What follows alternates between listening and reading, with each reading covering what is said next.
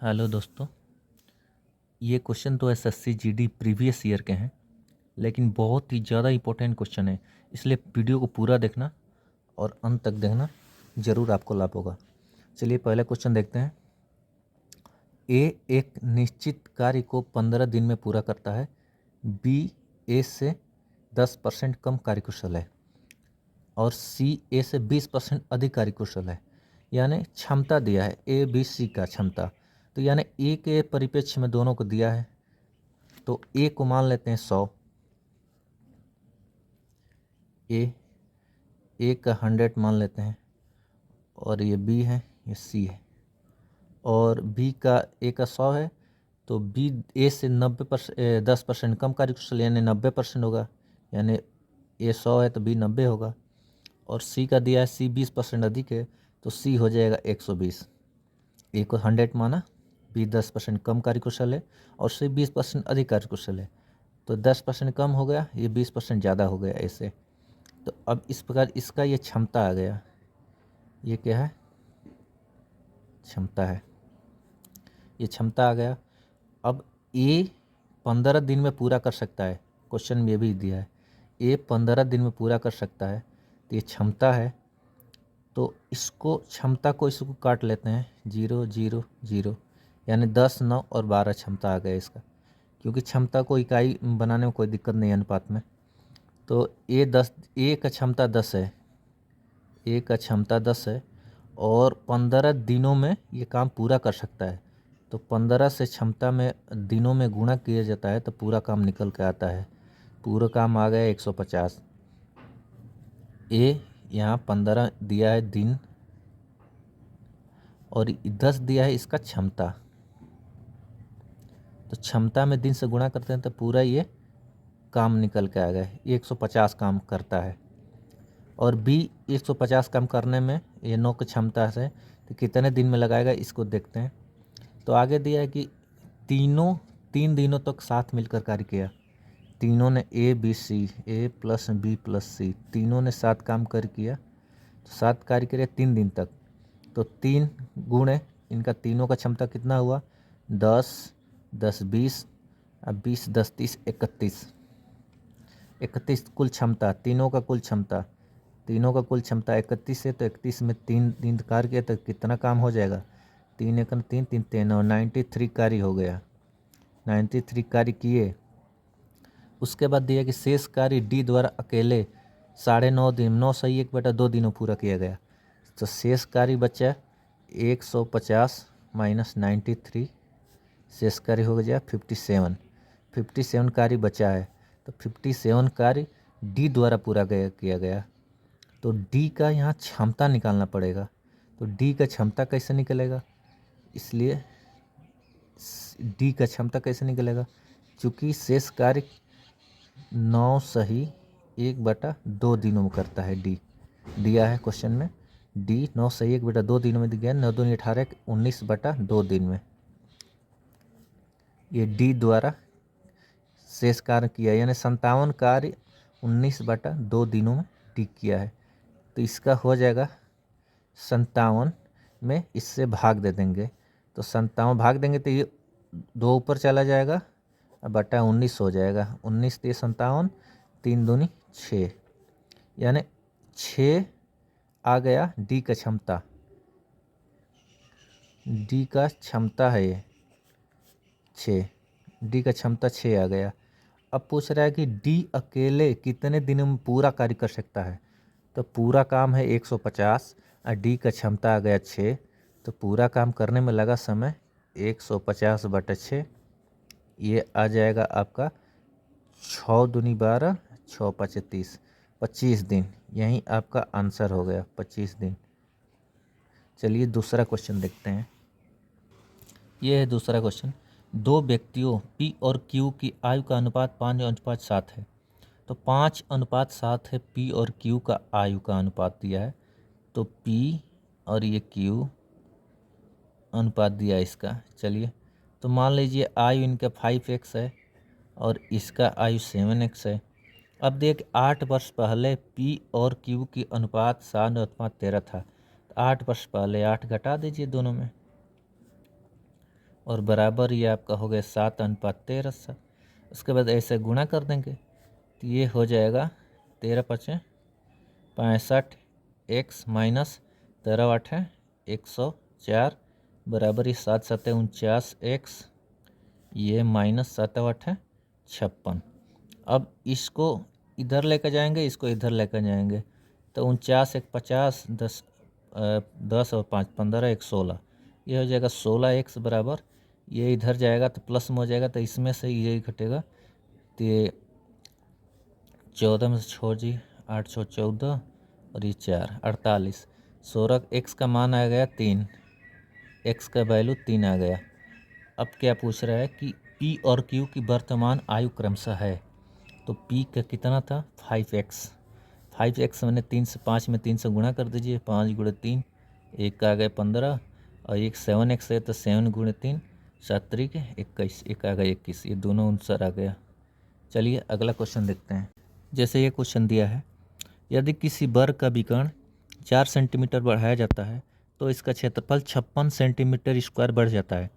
नए वर्ग के क्षेत्रफल और आरंभी वर्ग का क्षेत्रफल अनुपात क्या होगा। वर्ग का विकर्ण होता है, वर्ग का विकर्ण होता है a√2। वर्ग का विकर्ण होता है भुजा, भुजा a है, a√2, भुजा √2 वर्ग का विकर्ण होता है। और वर्ग का क्षेत्रफल होता है, क्षेत्रफल होता है a²। और एक और क्षेत्रफल होता है विकर्ण स्क्वायर बटा 2, यानी विकर्ण का स्क्वायर बटा 2, विकर्ण स्क्वायर बटा 2, ये भी क्षेत्रफल होता है। तो मान लीजिए यहाँ विकर्ण इसका बराबर x मान लीजिए, a√2 बराबर x मान लीजिए, विकर्ण मान लीजिए x है तो इसका क्षेत्रफल क्या हो जाएगा x² बटा 2 हो जाएगा, क्षेत्रफल x² बटा 2 हो जाएगा, यानी पहला क्षेत्रफल आ गया, पहला क्षेत्रफल x² बटा 2। ठीक, अब क्या अब दे रहा है कि यदि 4 सेंटीमीटर विकर्ण बढ़ा दिया जाए, यानी विकर्ण x+4, विकर्ण माना है x तो विकर्ण x+4 अगर 4 सेंटीमीटर बढ़ा दिया जाए तो नया क्षेत्रफल क्या हो जाता है, नया क्षेत्रफल 56 सेंटीमीटर स्क्वायर बढ़ जाता है। तो x² बटा 2 क्षेत्रफल हो गया, ये बढ़ गया 56 सेंटीमीटर स्क्वायर। तो अब ये क्षेत्रफल क्या होता है, ये विकर्ण है तो विकर्ण के स्क्वायर बटा 2 क्षेत्रफल होता है, तो यानी ये इसके बराबर होगा। तो अब इसको सॉल्व कर रहे थे, इसका वर्ग करने पर ये हो जाएगा x² + 16 + 8x बटा 2 और ये क्षेत्रफल हो जाएगा x² बटा 2 + 56। यहाँ सॉल्व करते हैं तो ये हो जाएगा 112, 56 दूनी 112, x² + 16 + 8x बटा 2 बराबर x² + 112 बटा 2, 2 से 2 कैंसिल, x कैंसिल, ये हो जाएगा 16 उधर जाएगा तो 8x बराबर 48 हो जाएगा, यानी 8x बराबर ये 48 नहीं, ये हो जाएगा आपका 112 में से 96 हो जाएगा, 96 हो जाएगा। तो 8 12 8 96, x बराबर 12, x का वैल्यू 12 आ गया यहाँ पे। तो अब x का वैल्यू इसमें रख देंगे तो आपका दोनों का अनुपात निकल आएगा। तो ये दिया है, नया क्षेत्रफल दिया है x² बटा 2 + 56 और पुराना क्षेत्रफल है x² बटा 2। तो इसमें x की वैल्यू रख देंगे तो ये आपका निकलेगा, क्योंकि ये पूछ रहा है कि नए वर्ग के क्षेत्रफल और आरंभिक वर्ग के क्षेत्रफल। तो नया वर्ग ये है यानी 56 सेंटीमीटर बढ़ा है वो, पुराना ये है आरंभिक वाला, तो इसमें 144 हो जाएगा, 12 का स्क्वायर है 144, क्योंकि x का वैल्यू 12 है, 144 बटा 2 + 56, ये अनुपात हो जाएगा 144 बटा 2। इसको कटा देंगे, ये हो जाएगा 2 × 7 = 14, 2 दूनी 4, 72 + 56, ये हो जाएगा 72। ये अनुपात आ जाएगा आपका काट पीट के, ये 5 6 2 8 और 7 5 12, 128, 128 अनुपात 72, ये कटा दीजिए, 9 8 8 9 72, 8 1 8, 8 6 48, 16 अनुपात 9, यही आपका आंसर आ जाएगा। चलिए अगला क्वेश्चन देखते हैं। जैसे ये क्वेश्चन है काम समय का, बहुत ही बढ़िया क्वेश्चन है। इसमें दिया ए और बी किसी काम को 120 दिन में, बी और सी 150 दिन में, ए और सी 200 दिनों में पूरा कर सकते हैं। बी अकेले उस काम का 2/5वां हिस्सा कितने दिनों में पूरा कर पाएगा। तो इसमें दिया है ए प्लस बी का दिया है, और बी प्लस सी का दिया है, और ए प्लस सी का दिया है। तो ए प्लस बी का दिया है 120 दिन, और बी प्लस सी का दिया है 150 दिन, और ए प्लस सी का दिया है 200 दिन। यानी ये दो मिलकर 120 दिन, ये 150 दिन, ये दोनों 200 दिन में पूरा करते हैं। इसका सबसे वही मेथड एलसीएम वाला, एलसीएम लेंगे। ये जीरो तीनों काम ने जीरो को हटा दीजिए, और 20, 15 और 12 का एलसीएम हो जाएगा 60, और एक जीरो कामन जो वाला है लगा दी 600 का एलसीएम हो जाएगा।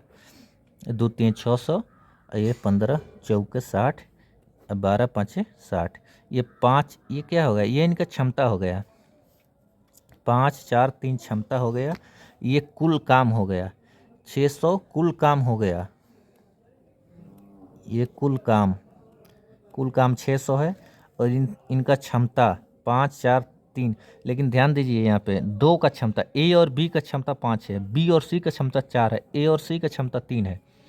तो यहाँ लिखेंगे 2 कॉमन लीजिए, ए प्लस बी प्लस सी का क्षमता कितना है, 5 4 9 3 12। तो ए प्लस बी प्लस सी का क्षमता हो गया 6, ए प्लस बी का क्षमता 6 हो गया। तो इसमें पूछ रहा है बी 2/5वां हिस्सा, यानी इस काम का 2/5वां हिस्सा बी कितने दिन में करेगा। तो बी का क्षमता कैसे निकलेगा, इसमें ए और सी का क्षमता का वैल्यू रख देंगे। ए और सी का वैल्यू क्षमता दिया है 3, तो 3 यहाँ रखेंगे, 3 इधर जाएगा तो 6 में से 3 घटेगा 3 होगा, यानी बी का क्षमता आ गया 3।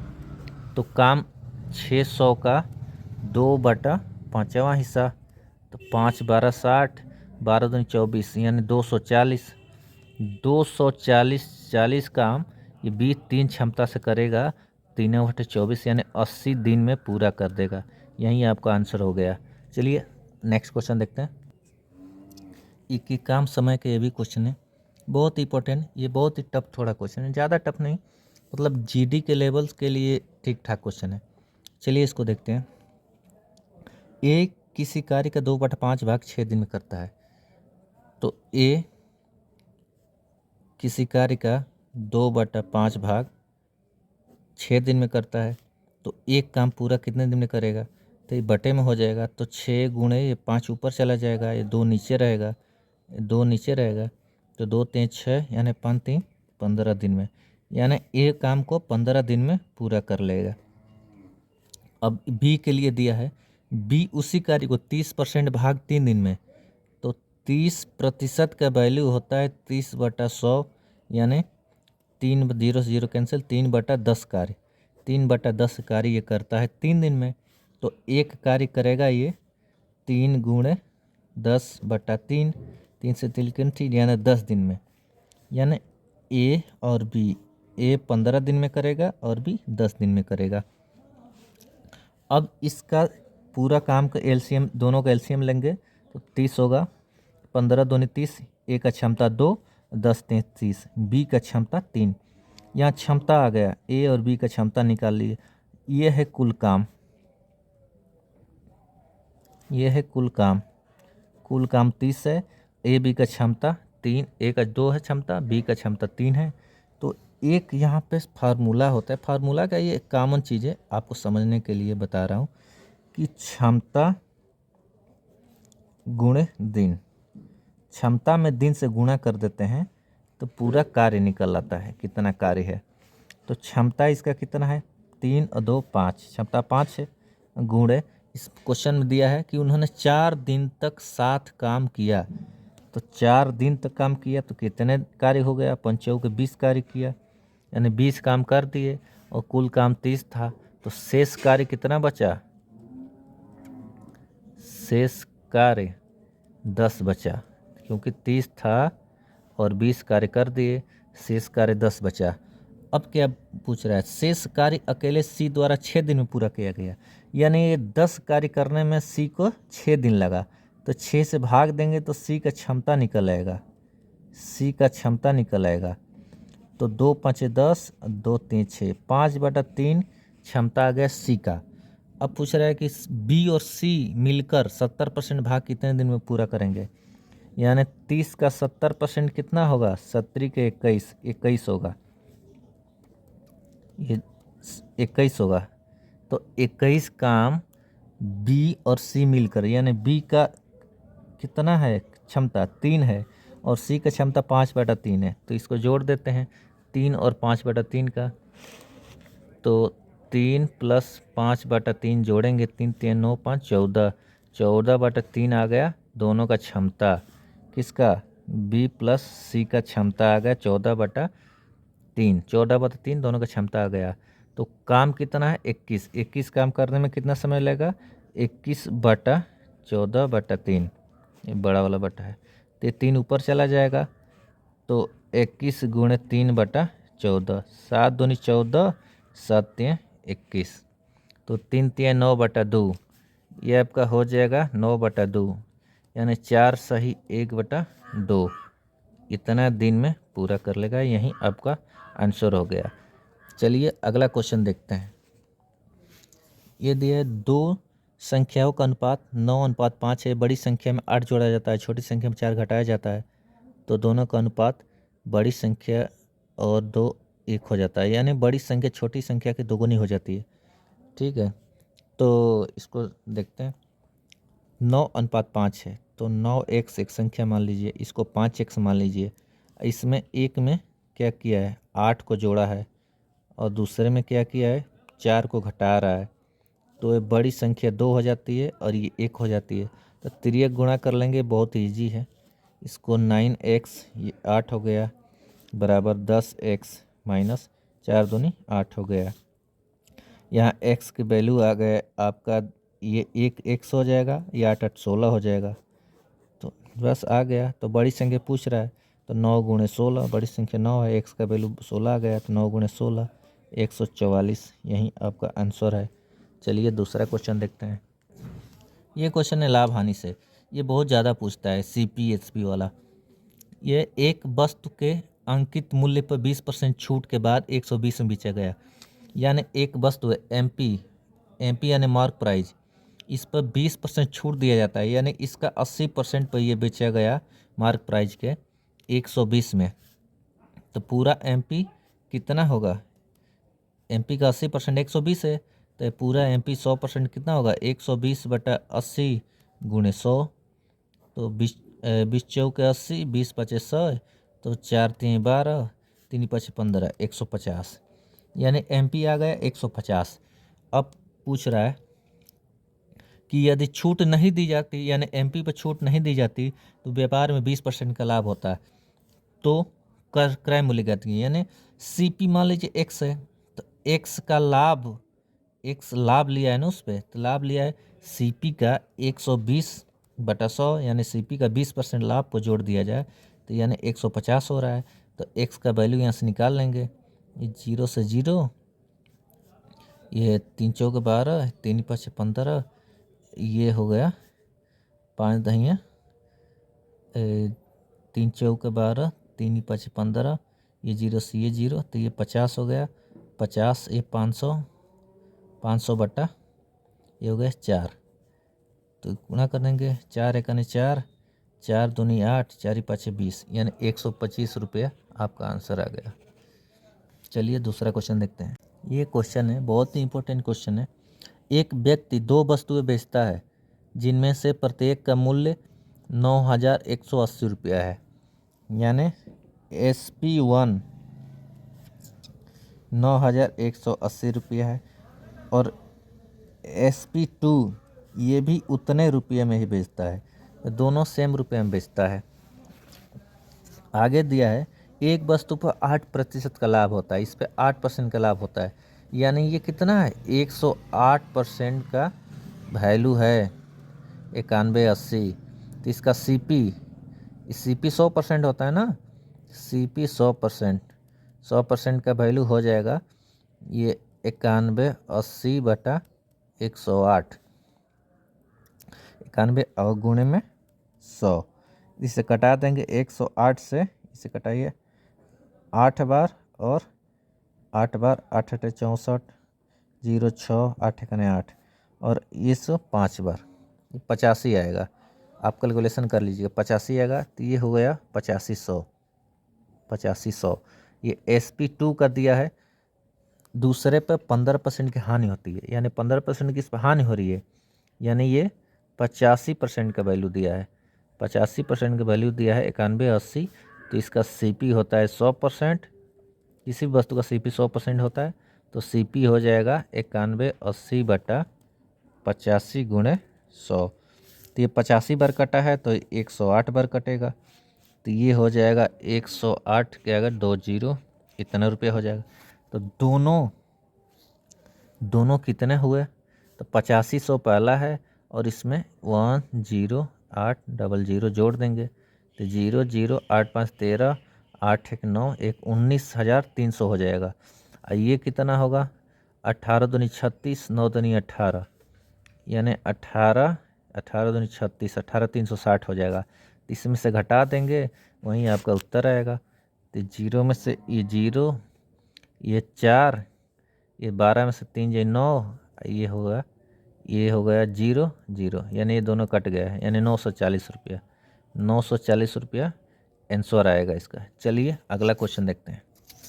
ये क्वेश्चन दिया है, इसमें दिया मान ज्ञात करना है, यानी 523 प्लस 523 यहाँ गुणे दिया है 523, ये भागा दिया है 523। तो 523 पहले भाग देते हैं बोर्ड मास के नियम के अनुसार, तो ये 1 हो जाएगा और इन दोनों को जोड़ देंगे, गुणा करेंगे, इसमें एक इतना ही होगा 523 ही होगा। 523 जोड़ देते हैं, 3 3 6 2 2 4 5 5 10 1046, यही आपका आंसर आ जाएगा। चलिए अगला क्वेश्चन देखते हैं। इसमें दिया है कि 4 4 6 8 12 और x का औसत दिया है 7। तो एवरेज क्या होता है, पदों का योग बटा पदों की संख्या। पदों का योग कितना होगा, 6 4 10 10 10 20 तो 22 22 60 30 30 और x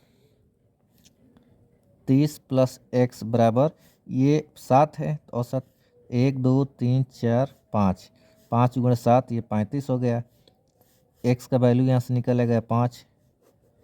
अब ये दिया है कि x, अगला दिया है कि x यानी 5 और प्लस 9 और 13 और 15 और y का औसत दिया है 9।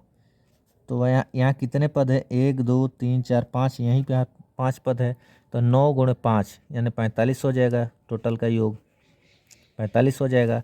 इनको जोड़ के y का वैल्यू निकालेंगे, इनको जोड़ेंगे तो इस कितना आएगा, ये 9 9 5 14 14 और 13 14 ने 28 27 27 अब 15 7 5 12 के 2 और 2 1 3 1 4 42, ये 42 आ रहा है। यानी y का वैल्यू आ जाएगा 42, इधर जाएगा तो 45 में से 42 घटेगा, तो यानी y का वैल्यू आ जाएगा 3। अब पूछ रहा है कि 2x minus 3y, 2x minus 3y का वैल्यू कितना होगा, तो 2 × 5 माइनस 3 × 3, यानी 5 दूनी 10 3 9, यानी 10 में से 9 घटेगा 1, यही आपका आंसर हो जाएगा। चलिए अगला क्वेश्चन देखते हैं। अगला क्वेश्चन दिया है, यदि एक निश्चित धनराशि पर 9% वार्षिक ब्याज की दर है, यानी वार्षिक ब्याज 9% दिया है, 2 वर्ष का चक्रवृद्धि ब्याज दे। चक्रवृद्धि ब्याज के फार्मूला होता है या कंपाउंड इंटरेस्ट CI बराबर होता है P1 + R/100 × T, ये -1, ये चक्रवृद्धि ब्याज का फार्मूला होता है। इसी पे वैल्यू रख देंगे। तो चक्रवृद्धि ब्याज दिया है 3762 और ये P पूछ रहा है, और 1 + 109/100 ये दिया है 2 साल, -1 हो जाएगा। तो 109 ये 100 और ये 9% है, सॉरी ये 9% है, 100 + 9 109 हो जाएगा। तो 3762 बराबर P × 109 × 109 बटा ये 1 2 3 4 -1, तो ये 109 × 109 हो जाएगा 18 118 9918 118 और 9981 और इसमें से घटेगा 1 2 3 4 ये गुणे यहाँ पी रहेगा, ये बराबर है 3762। ये गुणा कैसे कि ये गुणा का एक विधि होता है कि 100 से ऊपर है तो 9 न जोड़ देंगे, 9 9 18 हो गया, 118 हो गया। अब प्लस फिर गुणा कर देंगे, 9 में 9 से गुणा 81, तो 118 81, ऐसे ट्रिक है इसको गुणा करने का। तो फिर इसमें से घटेगा तो ये हो जाएगा आपका, नीचे लिखते हैं 3762 बराबर पी गुणे, ये हो जाएगा 10,000 में से इतना 11 में से घटेगा तो 1881 बचेगा और नीचे बचेगा 40। तो फिर इसको 2 बार देखिए, 2 बार में कट रहा है, 2 1 2 2 8 16, 2 8 16 1 17, हाँ कट रहा है 2 बार में। तो पी का वैल्यू आ गया है 10 में 2 से गुणा 20,000, 10,000 गुणा 2 20,000, 1 2 3 4 20,000, यहीं आपका मूलधन आ गया उत्तर। दोस्तों ये था पार्ट 1। पार्ट 2 में आपको इससे भी बेहतरीन क्वेश्चन लाएंगे। एसएससी जीडी के ही क्वेश्चन है प्रीवियस ईयर के, और टॉप क्वेश्चन ला रहे हैं दोस्तों। कोई भी मतलब जो हल्का ज़्यादा हल्का है उसको क्वेश्चन नहीं ले रहे हैं, जो बहुत ज़्यादा इंपॉर्टेंट क्वेश्चन है उसी को मैं शामिल कर रहा हूँ। आगे रीजनिंग की और हिंदी की भी वीडियो डालनी हुई,